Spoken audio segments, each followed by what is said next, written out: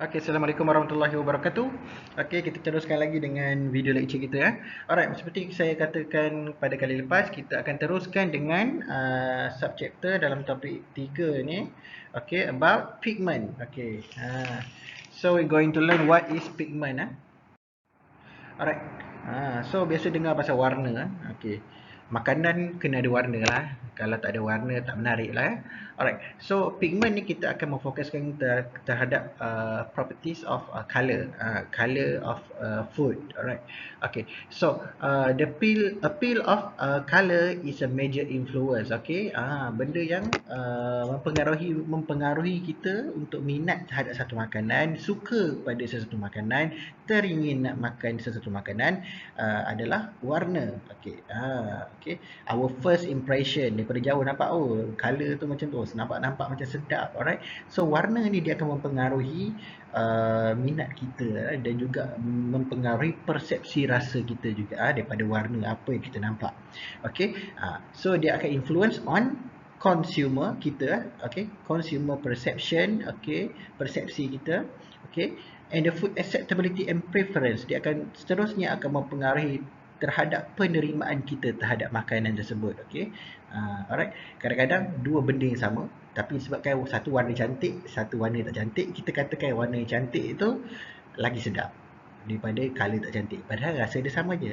So kita cakap daripada segi psikologinya, okay, dia akan mempengaruhi persepsi kita. Dia akan hantar signal ke otak kita dan sebagainya. Alright. So color describe a perception of physical attribute of the food. Dia akan bagi satu persepsi terhadap physical makanan tersebut. Alright. Warna menarik, orang lagi suka dan orang tendensi untuk kata benda tu lagi sedap. Right, okay. So the color red, orange, yellow, green, blue, indigo, violet. Ni warna-warna pelangi ni. Alright. So ini adalah kita describe sebagai specific wavelength of visible light. Okay, warna-warna yang ada dalam visible light lah, cahaya pada mata kasar kita ni kita panggil visible light. Okay, dalam tu ada warna merah, violet, ungu, okay, green, yellow. Itu adalah warna-warna asas yang dalam visible light punya range. Okay, so daripada segi color-color ini yang kita akan nampak pada benda-benda di sekeliling kita, termasuklah makanan. Alright, so kenapa kita katakan di sini pasal wavelength cahaya, visible light, kenapa warna dipengaruhi oleh itu? Sebabnya apa? Okay, kita kena faham konsep warna ni. Okay, konsep warna ini, sekejap.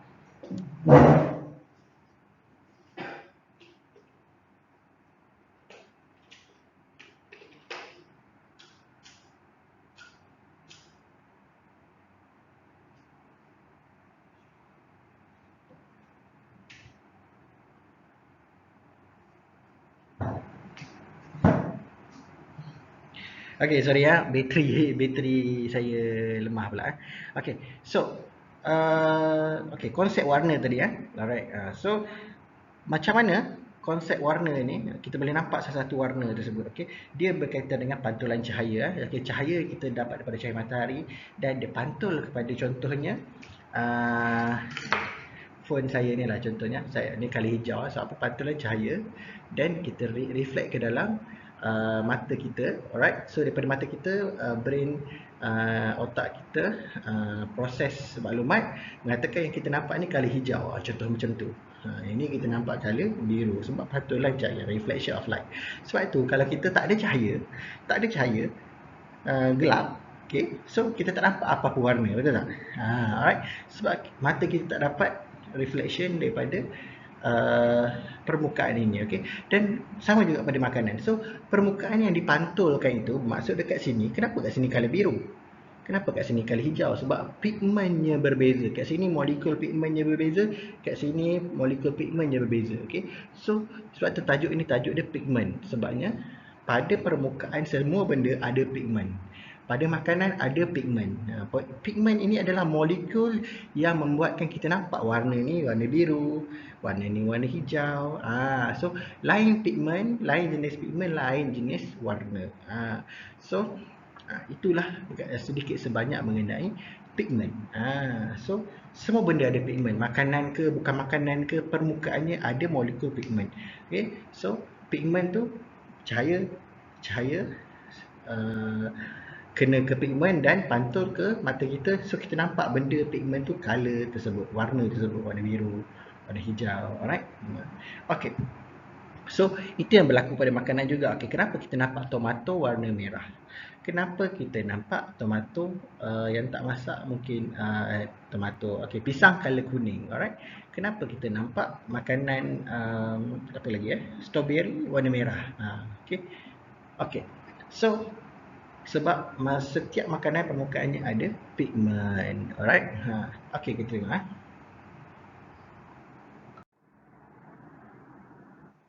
Okay, pigment molecules. Okay, pigment molecule responsible for food color. Macam saya beritahu tadi, pigment adalah sebab kita nampak warna pada makanan. Alright, so color can be classified, boleh diklasifikasikan mengikut chemical structure of pigment.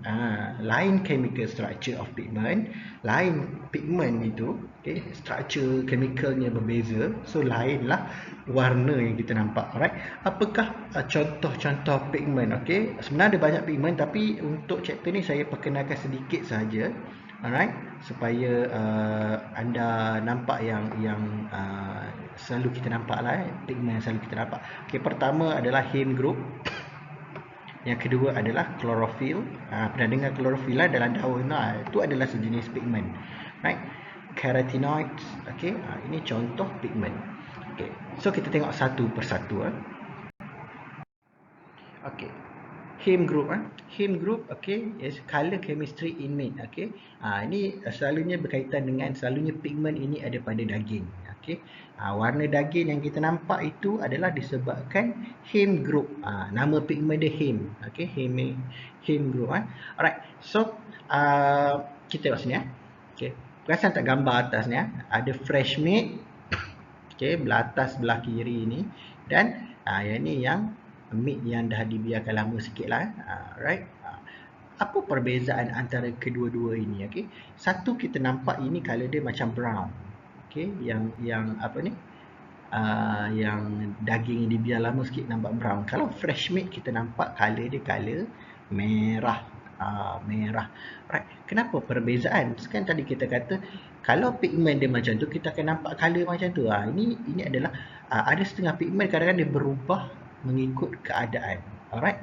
Okey, kita tengok macam mana tu. Okey, contohnya dalam daging apa ni? Dalam daging, okey, apakah pigment dia heme group ni? Okey, kita boleh tengok dalam daging iaitu otot muscle daging, okey. Okey, ada kita panggil myoglobin. Okay, sel dia ada myoglobin, nama sel dalam daging lah. So myoglobin ni dia membentuk muscle yang kita nampak tu adalah hasil gabungan banyak-banyak myoglobin. Okay, so myoglobin, dalam myoglobin ada heme group. Okay, dalam heme group ada ferrum 2+. Okay, alright. Tak apa, saya bagi tahu ni dulu. Kita tengok pula gambar. Alright, so ini adalah contoh. Okay, dalam muscle ada banyak myoglobin, saya bagi tahu tadi. Okay, so ini bawahnya pertama adalah gambar myoglobin. Okay, sel untuk otot, untuk muscle kita. Okay, so myoglobin ini, okay, di dalamnya, okay, dia ada, nampak ni yang merah dalam ni. Yang merah macam disk dalam ni. Okay, yang merah ini di dalam myoglobin ini. Okay, inilah yang kita panggil sebagai heme group. Ni kita besarkan, di belah kanan ni kita besarkan yang merah tu iaitu heme group. Okay, heme group ini adalah punca kenapa kita nampak warna daging. Sebab apa? Sebab dalam heme group ni ada ferrum. Nampak kat tengah-tengah structure dia ada ferrum. Okay, sebabkan keadaan ferrum ni lah kita nampak dia color seperti kita nampak sekarang ni. Okay, kalau daging, okay, kalau daging fresh dia ada ferrum 2+. Okay, ferrum 2+. Okay, kita nampak daging warna kemerah-merahan. Okay, alright. So bila daging itu dibiarkan, dah potong, dibiarkan, okey, dia terkena oksigen. So kalau kita tengok kat bawah ni, dia boleh berlaku daripada ferrum 2+, okey. Ferrum 2+ ni daging kita nampak color warna merah. Okey, dia oxidize, okey, maka dia akan berbentuk ferrum 3+. Okey, ferrum 3+. So bila dah jadi ferrum 3+ ni kita nampak color coklat. Sebab tu color coklat, sebabnya charge ferrum tu dah berubah, tapi dia masih lagi di dalam orang panggil pigment yang sama, iaitu heme group. Pigment yang sama, heme group. Okey. Tapi kenapa heme group kejap kita nampak merah, kejap kita nampak coklat? Sebabnya dalam heme group ada ferrum 2+, okey, ferrum bercharge 2, dan kemudian dia teroksida, okey, maka dia akan jadi ferrum 3+. So warna dia berubah jadi color coklat brown ni. Alright. Tapi ini adalah sebab apa? Sebab wujudnya satu pigment yang kita panggil sebagai heme group. Alright. Okay. Alright. So agak-agak kat mana lagi kita boleh jumpa heme group ni? Okay, ini dalam daging myoglobin. Okay. Okay, by the way kita boleh jumpa lagi kat mana lagi? Cuba teka kat mana? Yang merah-merah dalam badan kita iaitu darah. Dalam sel darah hemoglobin pun ada heme group. Okay. Ada ferrum 2+ juga. Alright. So kat sini dia bagi tahu myoglobin have ability to combine with oxygen. Okay. Ferrum ni dia boleh apa ni orang panggil boleh bergabung dengan oksigen. Boleh combine with oxygen. Okay. Sebab tu daripada ferrum 2 dia boleh jadi ferrum 3. Alright. Okay. Sama juga dalam sel darah kita. Darah kita ni sebab tu darah kita boleh bawa oksigen, sebab ada heme group juga, sebab ada ferrum dalam sel darah kita ni. Alright. Sebab tu darah kita pun kita nampak color merah. Alright. Okay. Semua tu disebabkan heme group. Alright. Okay. So ini adalah jenis pigment yang pertama. Kita tengok yang seterusnya. Okay, seterusnya ini anda mungkin pernah dengar klorofil. Okay. Biasa jumpa pigment ini di dalam daun. Sel daun atau kita panggil klorofil sel itu adalah sejenis pigment. Okay, kita panggil kategorikan sebagai pigment yang di mana kita nampak klorofil ini dia membawa warna hijau. Okay. Klorofil are green lipid soluble plant pigment that contain a fiery ring. Okay, ni dalam dia lah. Dalam klorofil ni ada fiery ring. Kalau heme group tadi ada ferrum 2+ kan. Okay. Ni klorofil cell. Okay. Dalam dia ada fiery ring. Fiery ring ni kita nampak structure ni, saya besarkan dia. Dalam dia ada nitrogen, ada 4 nitrogen, dan ada magnesium di tengah-tengah. Ni tak apalah, ni saya saja nak tunjuk je lah. Tapi for sure kalau klorofil punya pigment, color dia color hijau. Alright. Kalau daun kita nampak hijau sebab ada klorofil. Okay. So kalau klorofil ni pigment dia rosak, contohnya macam gambar ni kita boleh nampak ada color merah lah. Okay. Kalau daun direbus, daun dah dibakar, okay, color dia berubah. Okay, daun dah kering. Alright. Dia berubah sebab ada perubahan mungkin pH ataupun perubahan temperature yang ekstrim. So pigment itu boleh rosak dan dia berubah warna. Right. So kalau pigment tu, klorofil itu masih segar, masih elok, tak rosak lagi, so kita nampak dia dalam keadaan warna hijau. Alright. Okay. Okay. So itu klorofil. Okay. Pigment yang ketiga. Okay. So tadi kita tengok heme group. Yang kedua pigment adalah klorofil. Yang ketiga kita ada carotenoids. Okay. Carotenoid, okay, selalunya consist of keratin and xanthophyll. Okay. So ada 6 jenis carotenoid. Carotenoid ni adalah satu group of pigment. Okay. Pigment di dalam kategori carotenoid ni ada 6 jenis. Okay. Okay. Yang pertama kita ada lutein. Okay. Kita ada quercetin. Okay.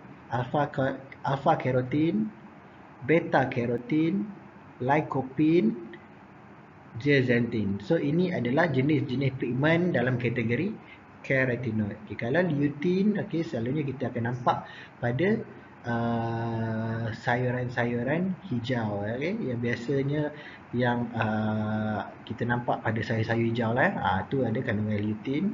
Alright. Quercetin, okay, quercetin, okay, yang color macam ni, okay, color apa, color koko ni, color brown, quercetin untuk tumbuh-tumbuhan yang ada color ni. Alright, kita ada alpha carotene, color kuning macam dalam biji, dalam buah labu ni, okay, itu alpha carotene. Dan kita ada beta carotene. Beta carotene adalah warna lobak ni, warna oren ni, kita nampak warna lobak itu disebabkan beta carotene, okay. And then kita ada lycopene, okay. Lycopene color merah pekat, tomato, buah tomato yang color merah betul.